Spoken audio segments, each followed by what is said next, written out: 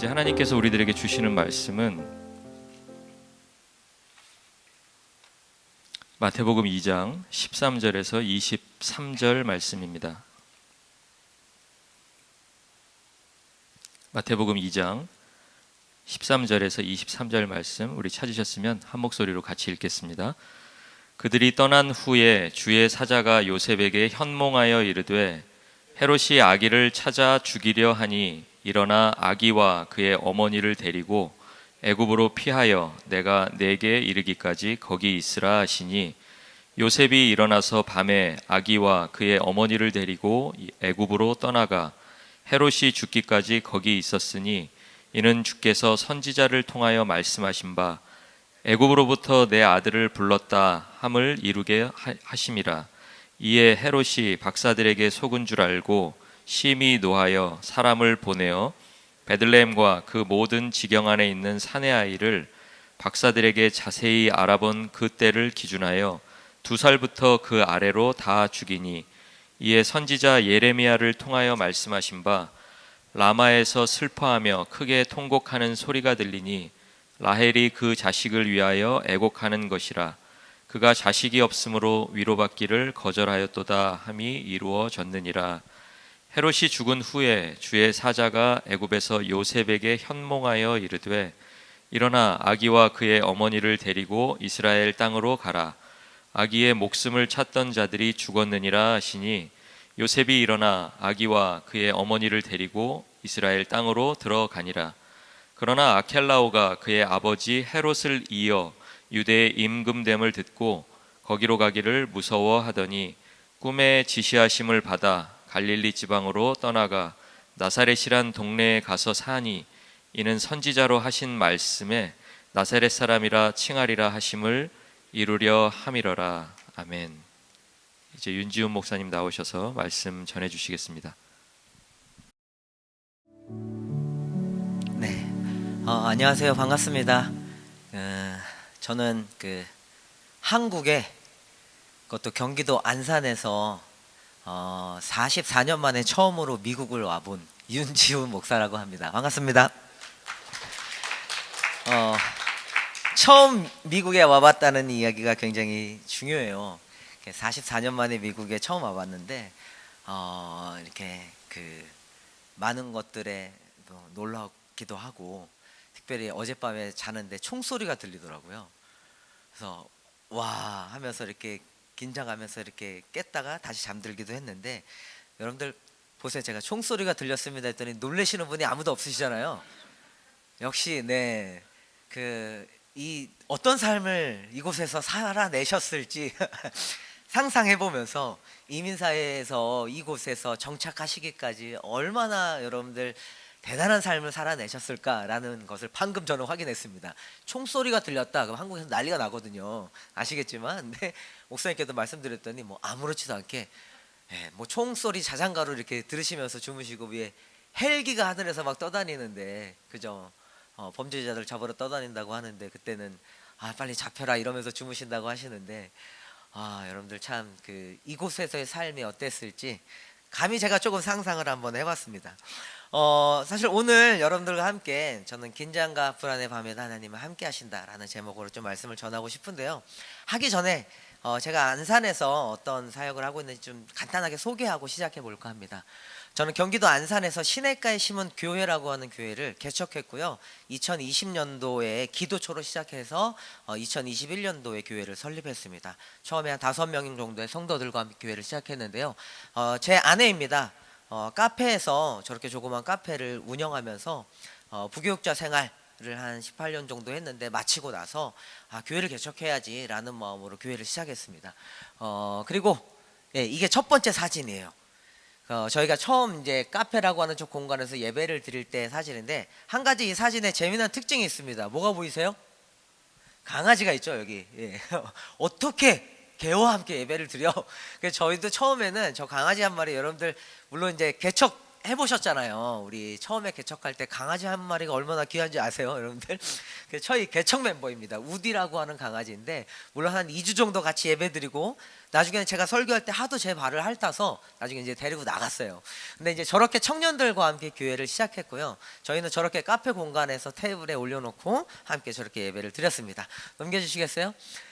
저 시기가 코로나 시기인데도 저희는 저 시기 때 매주 예배 드릴 때마다 청년들이 조금씩 모이기 시작했고요. 빠르게 넘겨주시면 네, 하나씩 청년들이 모이면서 저 카페 공간에서 요런 전장입니다. 예배를 네, 여기다 멈추시면 소개하고 싶은 꼬맹이 양아인데 제 딸입니다. 쌍둥이 딸인데요. 저 때 들쳐업고 나서 함께 예배 드렸었고 한 1년 정도 되니까 청년들이 한 20명 정도가 모였습니다. 5명이서 시작했는데 근데 그 전에 카페를 제가 한 2년 정도 동네에서 사역자가 아니라 청년들과 좀 소통하고 싶어서 카페를 창업을 해서 카페 교회를 한 게 아니에요. 그냥 그런 일터로 들어가 봐야겠다. 동네 형, 동네 아저씨가 되어 봐야겠다. 그러면서 그리스도의 어떤 마음을 가지고 살아봐야겠다 이런 마음으로 교회를 시작해서 청년들을 만났고요. 그러니까 2년 정도 카페를 하면서 만난 청년들과 함께 교회를 시작해야지라고 했더니 1년 만에 청년들이 한 20명 정도가 넘게 모였습니다. 마스크를 쓰고 있는 저 시기이죠. 넘겨주시겠어요?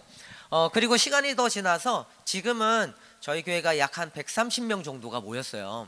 2021년도니까 지금 교회를 설립한 지는 3년 반, 횟수로는 4년 정도가 됐는데 청년들이 굉장히 많이 모였고 특별히 여기 보면 이제 아이들이 많잖아요. 중간에 저희가 신혼 가정들을 위한 예배를 따로 한국에서 3040 세대인데 이들이 교회에서 케어받지 못하는 거예요. 그래서 이 친구들을 따로 신혼 가정들을 이렇게 모아서 예배를 시작했더니 처음에 한 4가정 정도 모였던 이 가정들이 매주 새로운 가정들과 함께 저렇게 많이 모이게 되었습니다. 그래서 저희는요 교회가 윗마을이라 그래서 3040 세대를 윗마을이라 그래요. 그리고 아랫마을이라 그래서 젊은 청년들을 중심으로 청년부 이렇게 얘기하지 않고 아랫마을 그렇습니다. 그리고 어린 애기들 아까 보였던 어린 아이들을 이렇게 어린이 마을이라고 이야기하는데 이렇게 3개의 마을을 현재 운영하고 있고 그리고 또 하나는 청소년 마을을 좀 준비하면서 시작하고 있습니다. 넘겨주시면 중간에 카페에서 저런 복합문화 공간으로 안산에 있는 이전했고요. 청년들과 함께 저런 테이블에 앉아서 저렇게 예배를 드리고 있습니다. 넘겨주시겠어요? 네, 이건 윗마을 오전 10시 반에 드렸던 예배 모습이고요. 그리고 저거는 역시 윗마을들이 이제 불멍하면서 집집마다 모여서 여러분들 미국에서 그런 문화 있죠? 이렇게 바베큐하고 이렇게 교제하는 그런 사진이고요. 그다음에 체육대 사진이고 넘겨주시고 네, 크리스마스 때 장소를 저희도 대관해서 장소가 좁다 보니까 다 같이 연합으로 모일 때는 장소를 대관합니다. 그래서 같이 예배드렸고 작년 여름에 종교연 수련회 때 사진이고요. 마지막 저게 마지막이었군요. 네. 그래서 이제 안산에 시냇가에 심은 교회인데 상당히 젊은 교회예요. 왜냐면 제가 저희 교회에서 나이가 가장 많습니다.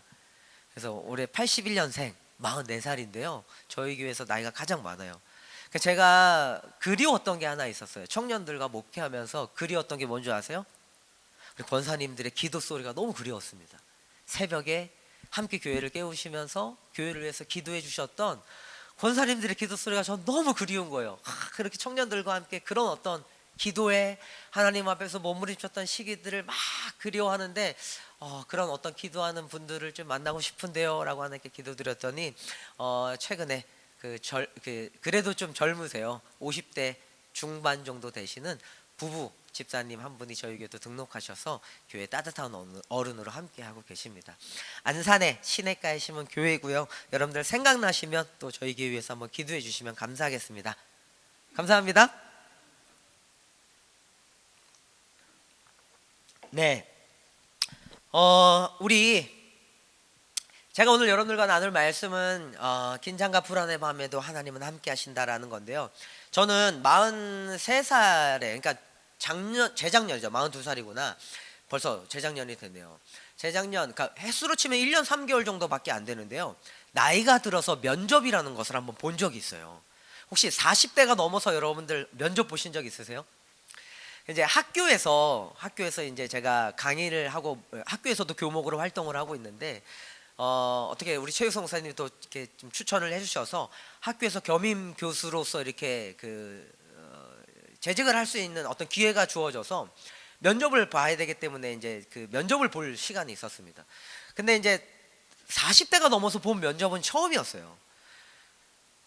부총장님 9분이 앞에 딱 이렇게 서 계시고, 근데 저는 사실 이렇게 좀 긴장을 일부러 잘 안 하려고 하는 타입이라서 긴장이 있으면 일부러 장난을 친다거나 제 스스로의 그런 텐션을 이렇게 낮추는 경향이 있는데, 모르겠어요. 그날도 이제 전혀 긴장하지 않은 것처럼 앞에 딱 서서 이렇게 면접관님들 9분의 부총장님들이 이렇게 인터뷰하시는 내용들을 막 듣는데, 갑자기 어떤 그 부총장님이 설교해 보세요 이렇게 얘기하시는 거예요. 그래서 설교를 갑자기 아무도 이렇게 준비도 안 해온 설교를 갑자기 하라고 하니까 한 1분 정도를 막 떠들다가 무슨 소리 한지도 모르겠고, 여기까지 하겠습니다 라고 하면서 이렇게 얘기를 끝내기도 하고. 그래서 그런 어떤 그 높으신 분들 앞에서 이렇게 면접을 보는데, 면접이 끝나고 나서 밖에 나와서 집으로 올라가는 차 안에서 또 이제 제가 생각나는 이제 멘토 같은 어떤 선배 목사님에게서 전화를 드렸죠. 근데 전화를 하면서 통화하는 가운데 제가 느꼈던 게 뭐냐면, 나 되게 긴장하고 있었구나 라는 것들을 확 느끼는 순간이었어요. 그러니까 나이가 많이 들어서 어떤 그런 높으신 분들 9분을 이렇게 앞에다 모셔놓고서 면접을 본다라는 것이 굉장히 제 삶의 긴장이었던 거죠. 그런데 한국 사회에서 가만히 보면요, 청년들이 취업을 하기 위해서 면접을 보잖아요. 평균적으로 이런 식의 어떤 면접을 본대요. 대한민국 사회에서 면접을 보면 서류 전형이라 그래서 서류 면접을 내는 것을 27회 정도, 1년에 27번 정도 면접을 보고요. 그 다음에 서류 전형 27회를 거쳐서 그 중에서 통과된 사람들이 면접 12번 정도를 평균적으로 본대요. 그리고 10개월에서 1년 6개월 정도의 취업 기간을 가진다는 거예요. 그러니까 무슨 말이냐면 10개월에서 1년 6개월 동안 회사에 취직하기 위해서 27번의 서류를 넣고 12번의 평균적으로 면접을 보는 이 과정들을 계속 보내는 거예요. 그러니까 그 기간이 여러분들 1년 6개월 동안 얼마나 긴장되겠어요. 늘 사람들 앞에 자기를 얘기해야 되고. 그러니까 어떤 청년들은 가만히 보면 취업을 하기 위해서 150번의 면접을 보고 150번 만에 취업을 한 청년도 있다고 합니다. 그럼 150번을 떨어지면 이 청년이 가지고 있는 자존감은 얼마나 떨어질까요? 실패하고 150번을 실패했다면. 그러니까 청년들이 가지고 있는 나름대로의 안타까움이에요. 얼마 전 한국에 페이스북, 한국 메타라고 하는 곳에 정직원이 된 제 제자가 한 명 있어요. 알고 있는 청년인데, 근데 이 친구가 4회에 걸친 면접 과정만 한 달이 넘었습니다. 그러니까 면접도 4번이나 면접을 인터뷰를 했지만 그 면접을 한 달이 넘게 진행하는 이 과정, 그 중에서 특히 3회차 면접 안에만 인터뷰를 3번을 넘게 한 거예요. 그러니까 와, 이런 청년들의 이 긴장감들 이거 어떻게 할까. 근데 그 한 달 반 정도의 기간을 준 건 그나마 이게 한 사람을 이렇게 깊게 들여다보니까 좋은 거잖아요, 여러분들. 근데 그것조차도 뭐냐면은 우리의 진짜 모습을 보여주기에는 굉장히 짧은 시간이 아닐까라는 생각을 들어요. 그러니까 나라고 하는 존재를 다 보여줄 수도 없고, 그래서 써낸 내 과거의 어떤 이력서라고 하는 데이터 몇 장으로 나라고 하는 인생을 다 보여주지도 못하고, 긴장 가운데 있는 나를 온전히 보여주지도 못하고, 그러면서 가지고 있는 이들이 무너져가고 있는 이 청년들의 자존감, 그리고 이런 긴장들, 이런 것들이 갑자기 막 생각이 나는 거예요. 저도 나이 들어서 면접을 다시 보면서 어쩌면 우리의 자녀들이, 우리 청년들이 이런 긴장과 불안 속에서 살고 있겠구나. 누군가의 날카로운 시선에 내가 노출된다는 것이 누군가에 의해서 평가받는다는 이런 기분들. 여러분 나이 드셔서 그런 거 아직 받아보신 적 없으시잖아요, 그죠? 근데 젊을 때는 나라고 하는 자신을 면접 보는 그 과정에서 발가벗겨지는 것 같은 그런 기분들, 이게 참 어떤 누군가에게는 굉장히 잔인한 시간이 될 수 있겠구나 라는 생각이 드는 거예요. 그래서 이 청년들이 다들 이런 긴장을 뚫고 취업했겠구나 라는 생각이 드는 거죠. 자, 여러분들, 남자들이요, 집에 오면 TV를 켠대요. 미국은 어때요? 남편들 오시면 이렇게 집에서 이렇게 TV를 켭니까? 바깥에서 일을 막 보고 나서 집에 오면 남자들이 TV를 켠대요. 한국은 그렇습니다. TV를 켜요. 근데 남자들이 TV를 켜는 이유가 뭘까요? 어떤 사람이 이런 얘기를 했대요. 남자들이 TV를 켜는 이유가 뭐냐면, 과거에 사냥을 하던 수렵사회, 아주 정말 오래된 과거를 들여다보면은 원시시대죠. 그런 수렵사회에 보면 사냥을 하고 돌아온 남자들이 동굴에 들어오잖아요. 동굴에 들어와서 사냥을 하니까 얼마나 막 피를 보고, 그다음에 뭐 먹고 살기 위해 나름대로 뭐 동물을 죽여야 하고, 그러니까 이런 어떤 치열한 어떤 일과를 보낸 이 남자들이 동굴에 들어와서 모닥불을 하나 켜는 거예요. 그리고 그 모닥불 앞에서 이렇게 불을 보면서 불멍을 때리는 거죠. 멍하고 때리고 이렇게 불을 바라보면서 이렇게 힘을 빼고 있는 이 모습이 남편들이 치열하게 일터에서 일하고 집으로 돌아와서 TV 켜놓고 앉아있는 모습과 똑같은 효과를 가진대요. 이게 무슨 말이냐면 남자들이 TV를 켜놓고 이렇게 앉아있으면서 사실은 긴장을 풀고 있는 거랍니다. 어때요? 공감하세요? 남편들이 집에서 TV 켜놓고 있으면 아, 저 인간 또 TV 보고 있나 이런 게 아니라 사실은 집에서 치열한 일터에서 막 애쓰고 있다가 돌아왔더니 긴장을 풀고 있는 거예요. 얼마나 짠해 보여요 갑자기 내 남편이. 그래서 따뜻한 차라도 한 잔 내어주면서. 그래서 TV를 켜놓고 소파에 앉아서 풀린 눈으로 멍 때리고 있는 그런 내 남편의 모습이 그렇게 짠해 보였다고 합니다. 우리 엄마 아빠들 응원 좀 해줬으면 좋겠어요. 사실은 누군가는 멀리 출장을 갔다 오기도 하고, 또 어떤 성도들은 그런 치열한 삶을 살아내면서 일터에 있다가 집으로 돌아와서 이렇게 TV를 켜놓고 있는 그 모습을 좀 격려해 줬으면 좋겠습니다. 얼마나 고생했겠냐라는 거죠. 근데 여러분들, 저는 오늘 본문에 이런 긴장이 지속되는 어떤 긴장의 밤을 보내고 있는 본문 같아요. 본문에 보면은 그렇습니다. 우리 13절 한번 읽어볼까요? 마태복음 2장 13절인데 다 함께 한번 읽어보도록 하겠습니다.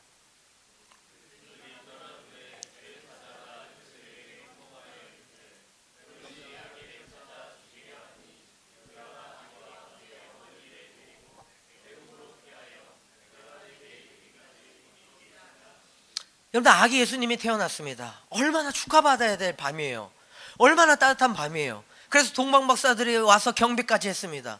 근데 그 경배가 끝나자마자 일어난 그 밤에 무슨 일이 일어나냐면요, 여러분들, 긴장과 불안이 시작됩니다. 꿈에 하나님의 천사가 나타나서 헤롯이 이 아들을 죽이려고 하니 너는 당장 일어나 애굽으로 피난하여라. 여러분들, 이때 느꼈을 아버지 요셉의 긴장이 어땠을지 상상해 가세요. 가족을 지키기 위해서, 이 갓 태어난 이 아들을 지키기 위해서 이 긴장했을 요셉과 마리아와 이 부모들의 이 밤, 본문에 보면 어떻게 표현되어 있냐면 헤롯이 아기를 찾아 죽이려 하니 일어나서 아기와 그 어머니를 데리고 이집트로 피신하여라. 실제로 헤롯의 유아 학살이라고 하는 것은 여러분들, 요세푸스에 의하면 자신의 친아들 3명을 죽이기까지 할 정도로 잔인했다 그래요. 그래서 요셉은요 얼마나 급했는지 본문에 보면은 밤중에 깨서라고 되어 있는데 쉬운 성경이라는 번역에서는 한밤중에 일어나서라고 표현되어져 있어요. 그러니까 그 밤 사이에 급하게, 그 불안한 밤, 긴장과 불안이 가득 차 있는 이 밤에 급하게 이 아들을 깨워서 피난 갔어야 됐던 이 아버지 요셉과 이 가장으로서의 이들의 마음이 여러분들 이해 가시냐 이거예요. 이 긴장감. 저는 어쩌면 여러분들 이 긴장과 불안의 밤을 지나는 이 싸움들을 오늘 본문을 준비하면서 여러분들이 해오시지 않았을까라는 생각을 가져봤어요. 이민사의 한복판에서, 사실 저는 잘 몰라요. 진짜 와본 적이 없어서 그냥 상상만 해서 여러분들의 삶을 생각해 볼 뿐이지만, 여기서 자리 잡으시기까지 여러분들이 이 가족들의 생계를 지켜내야 한다는 일종의 책임감들과, 그러면서 뭔가 막 버텨내고 살아남아야 하고 일종의 내 정체성을 가지고 씨름하고 싸워와야 했던 그동안의 여러분들의 삶들을 바라보면 어쩌면 그것이 연속된 긴장의 시간들이지 않았을까라는 생각을 조심스럽게 가져봤던 것 같아요. 그런 시간들, 가족의 생계와 싸워야 하고 자리를 잡아야 되는 이 씨름 앞에서 심지어 그것이 죽음의 위협처럼 내 삶에 느껴질 때도 있지 않았을까. 여러분들, 저만 느꼈던 밤입니까? 처음 이곳에 오셨을 때 총소리 들으면서 가지셨던 그런 긴장들 없으셨어요? 물론 제가 말씀드렸잖아요, 대단하시다고. 이 총소리를 아무렇지도 않게 그냥 지나치는 여러분들의 이 삶이 대단하시다고 저는 말씀드렸지만, 처음 이곳에 오셔서 자리 잡으셨을 때를 생각해 보면 어떻겠느냐라는 거예요. 심지어 그것이 죽음의 위협처럼 우리에게 느껴졌을 때 우리는 어떻게 해야 될까? 어떻게 해야 될까요, 여러분들? 긴장을 풀기 위해서 TV를 켜야 될까요? 그 밤에? 저희 교회 남자들은요 게임을 한대요. 플레이스테이션이라는 플스 게임을 하면서 남자들끼리 그 긴장을 푼다는데 저는 좋다고 생각합니다. 근데 뭘 해야 될까요? 저는 이런 이야기를 드리고 싶어요. 사실 찬양을 듣는 것만큼 좋은 게 없다고 생각합니다.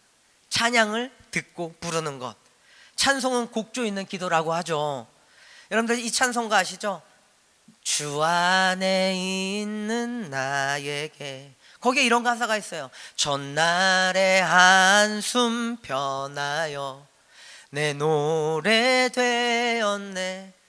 긴장과 불안의 밤을 지나는 그 깊은 한숨들이 찬송을 부를 때 바뀌는 거예요.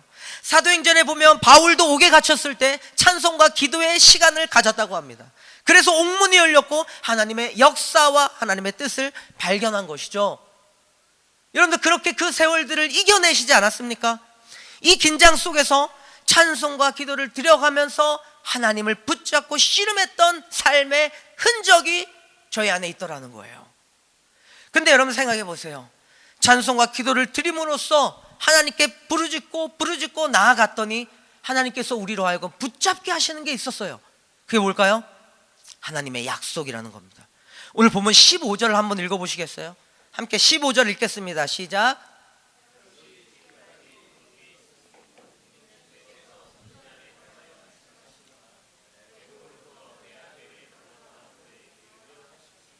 이거예요.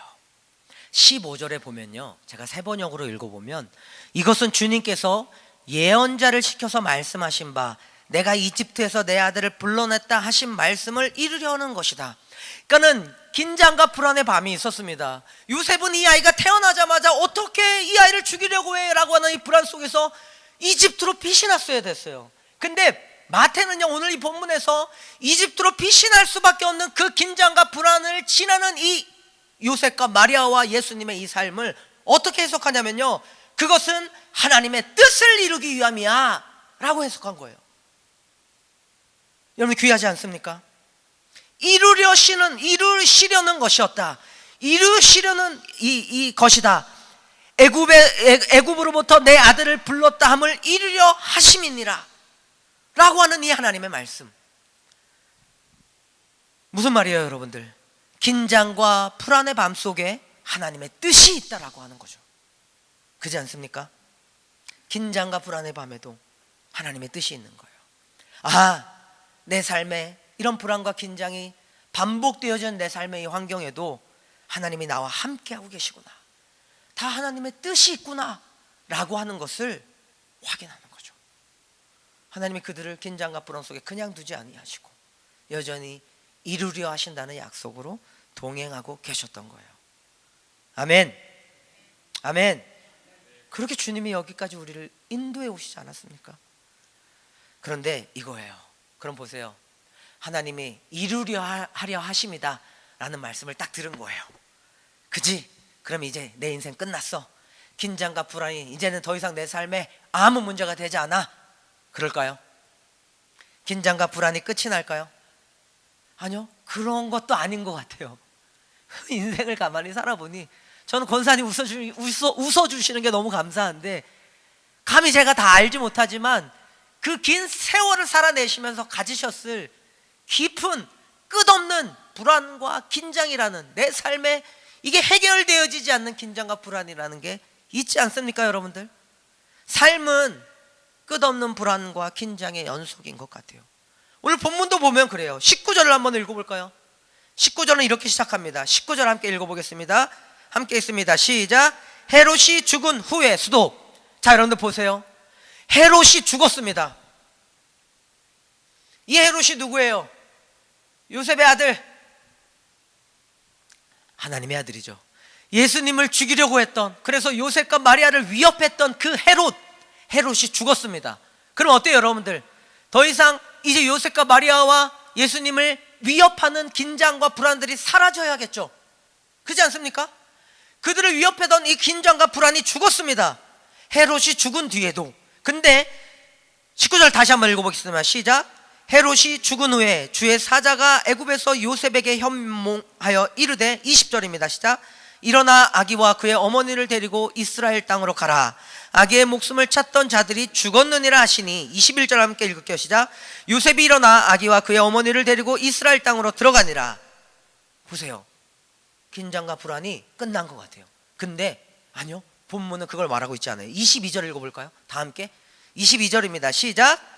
그러나 아켈라오가 그의 아버지 헤롯을 이어 유대의 임금이 됨을 듣고 거기로 가기를 무서워하더니 꿈에 지시하심을 받아 갈릴리 지방으로 떠나가. 23절입니다. 시작.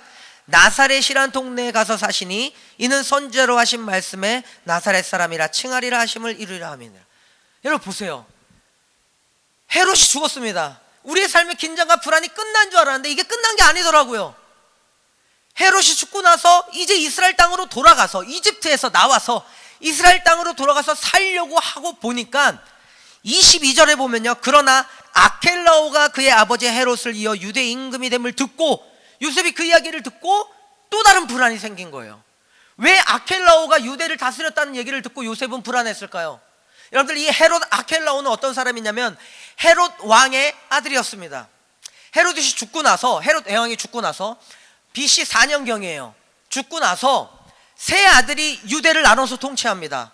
헤롯 아그리빠, 헤롯 아켈라오, 그리고 헤롯 빌립이라고 하는 사람들이 유대 지역을 나눠서 다스리는데 그 중에서 이스라엘 지역을 나눠 다스리는데 그 중에서 유대 지역을 다스리던 왕이 헤롯 아켈라오였어요. 근데 이 아켈라오는요, 요세푸스의 역사 자료에 의하면 굉장히 악한 왕이었습니다. 그리고 정치적 수완은 상당히 부족했어요. 그의 아버지 헤롯에 미치지 못했습니다. 실제로 아켈라오가 통치했던 시기는 10년 정도밖에 되지 않아요. BC 4년부터 AD 6년 정도의 10년의 기간 동안만 이스라엘 통치했는데 그조차도 이 폭정으로 이스라엘 백성들을 억압하던 것을 이스라엘 백성들이 못 이겨서 끌어내립니다. 그리고 유배당해요, 정치적으로. 그러니까 얼마나 사악하고 나쁜 왕이었다는 걸 여러분들 아시겠어요? 이 아켈라오가 유대를 다스리니까 뭐가 또 시작되는 거예요? 긴장과 불안이 요셉의 가정에 여전히 시작되는 거예요. 그래서 그들은 어떻게 된 줄 아세요? 베들레헴으로 돌아가지 못하고 갈릴리 지역으로 올라갑니다. 더 북쪽이에요. 완전히 시골로. 근데 갈릴리도 아니고 어디로 들어가냐면 그게 23절이에요. 갈릴리 지역 안에서 생전 성경에도 나와본 적이 없는 듣도 보도 못한 지역으로 들어갔는데 그곳이 바로 이곳입니다. 23절입니다. 함께 읽어보겠습니다. 시작.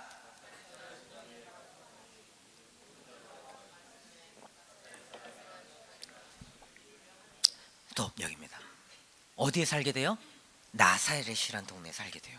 나사렛. 여러분들 이 나사렛이라는 단어를 구약에서 들어보신 적 있으세요? 이 단어는요 구약에 한 번도 나온 적이 없습니다. 실제로 학자들이 이 마태복음에서 여기 보면 23절에 이는 선지자로 하신 말씀에 나사렛 사람이라 칭하리라 하심을 이루리라 하심이라, 이 구절을 찾기 위해서 애썼어요. 왜냐하면 선지자가 나사렛 사람이라 칭하리라 하신 말씀을 찾아야 될 거 아니에요, 구약에. 근데 실제로 구약에 그런 본문은 없습니다. 그래서 많은 성경학자들이 뭐랑 연결시키냐면 이사야 11장 1절에 나사렛이란 단어 대신에 나자레라고 하는 새 싹이에요. 싹. 순이라고 불려지는 이 나자레라는 말과 이렇게 좀 비슷하니까 거기서 유래되었을 것이다. 이새의 아들이라고 불려지는 이사야 11장 1절에 그렇게 해서 연결시키긴 합니다. 근데 재밌어요.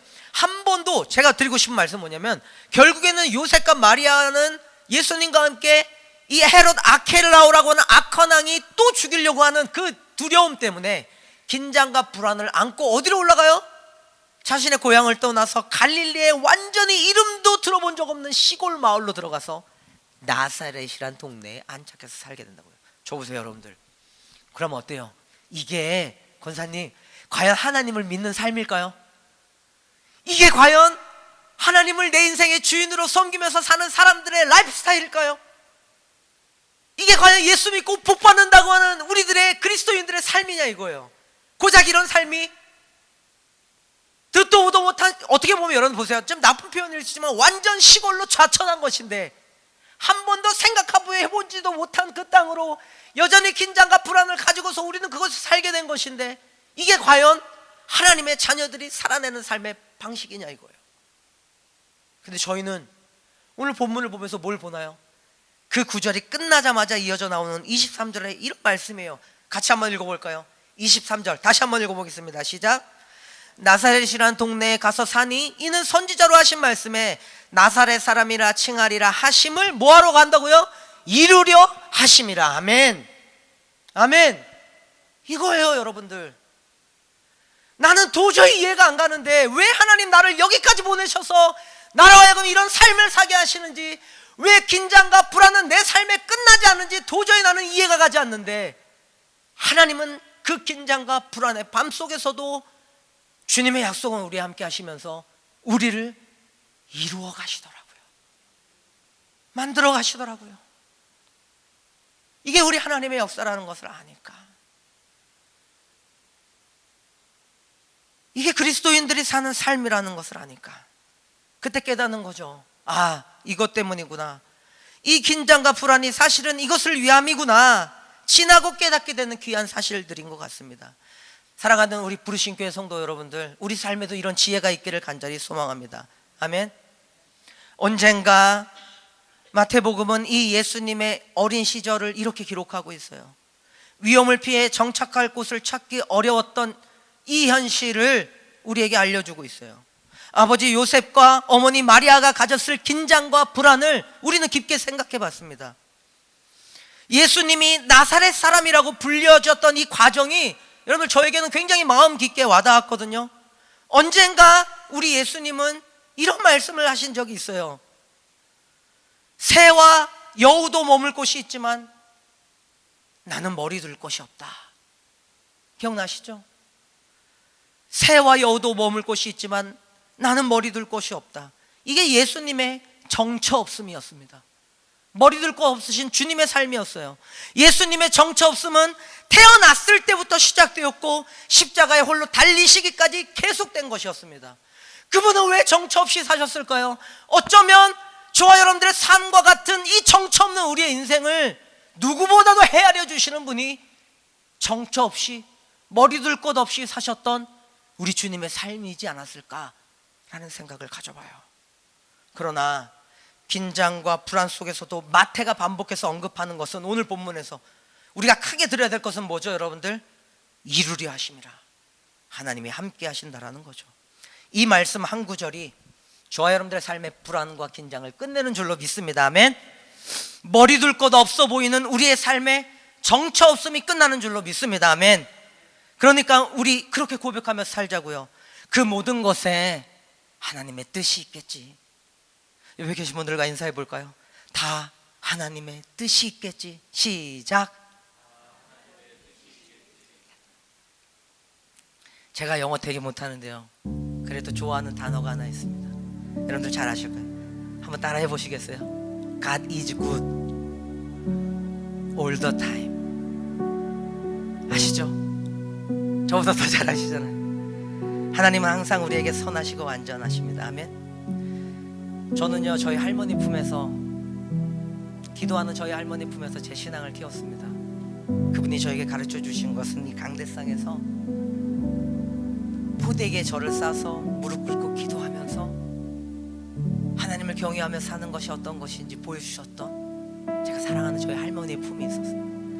부르신 교회 이야기를 들으면서 90세가 넘으신 권사님이 계시고 85세가 넘으신 권사님이 계시고 미국 사회에 와서 이 1세대로 함께 하셔서 이 치열한 시기를 지났던 우리 권사님들을 누구보다도 먼저 품게 하셨던 하나님의 마음이 있었던 것 같아요. 저희 할머니 뵙는 것 같아요. 제가 마음이 너무 짠해요. 그래서 꼭 여러분들과 함께 이 땅에서 함께 부르고 싶었던 찬송이 한 곡 있습니다. 여러분들 잘 아시는 지금까지 지내온 것. 우리 다 같이 긴장과 불안 속에서 살았을 우리의 삶을 하나님께 올려드리면서, 그러나 내 삶과 내 가정과 우리를 앞으로 인도해 가실 이 하나님, 이루시려는 하나님을 힘있게 바라보시면서 같이 함께 이 찬송 불러보시면 좋을 것 같거든요.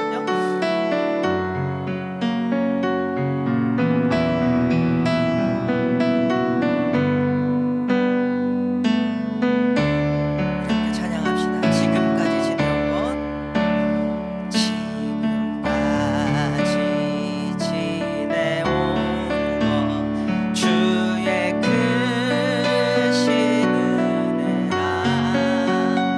한이 없는 주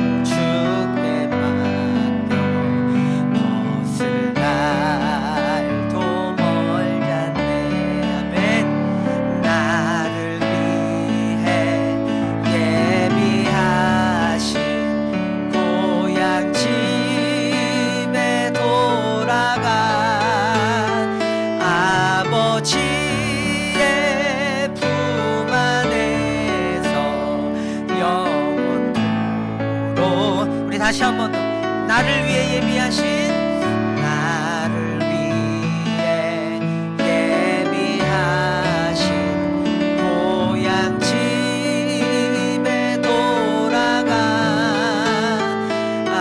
아버지의 품 안에서 영원토록 살리라. 아멘. 우리 두 손을 가슴에 한번 대보시겠어요? 제가 한번 기도해드리고 싶습니다. 우리 함께 기도할 때 오늘 우리 함께 하시는 하나님을 기억하면서 주 앞으로 나아갑시다. 귀하신 주님 감사합니다. 부르신 교회 우리 귀한 성도님들, 하나님 이 미국 땅에서 하나님의 자녀로서 힘있게 살아가게 하시고 여전히 꿈꾸고 소망하며 하나님의 나라를 기대하며 이 길을 걷게 하시니 감사합니다. 불안과 긴장과 두려움 가운데 여전히 우리의 삶을 흔들어 놓는 수많은 요소들 앞에서 이 하나님을 더욱더 힘있게 바라볼 수 있는, 하나님의 약속을 굳게 붙잡을 수 있는 우리의 삶이 될 수 있도록 성령님 이 시간에 우리의 마음 가운데 함께하여 주시옵소서. 때로는 우리를 그 긴장과 불안 속에 두시고 그러나 그곳에서 하나님의 뜻을 발견하게 하시면서 우리를 완성해 나가시는 이 하나님을 기대하오니 하나님 오늘 약속하신 주님의 말씀처럼 나를 이루려 하시는 하나님의 뜻을 따라 힘있게 이 삶을 살아내는, 주님을 찬송하며 믿음으로 걸어내는 우리 모두가 될 수 있도록 함께하여 주시옵소서.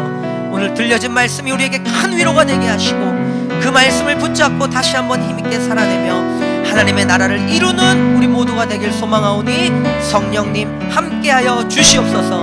감사드리며 예수님의 이름으로 축복하며 기도드렸습니다. 아멘.